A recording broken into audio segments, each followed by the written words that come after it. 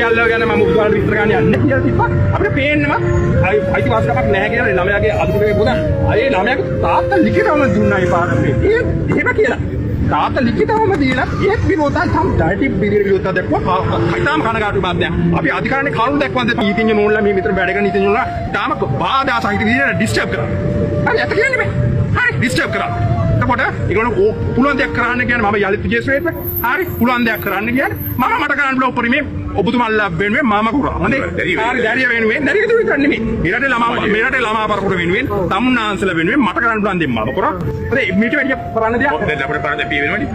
මේ නඩුව ඉවර වෙනකන් එනවා. මේක මේ නිකන් ඇවිල්ලා සිල්ලර කතා කියලා අතාරින්නේ නැහැ. ළමා අයිතිවාසිකම් වෙනුවෙන් සහ මිනිස්සුන්ගේ සාධාරණ ඉල්ලීම් වෙනුවෙන් යුක්තිය වෙනුවෙන් යුක්ති ධර්ම වෙනුවෙන් ඉන්නානක සටන් කරනවා. සල්ලි ඕන ඉවත් වෙන්න. හැබැයි සල්ලි වලට ආපේ විකුණන්නේ නැහැ.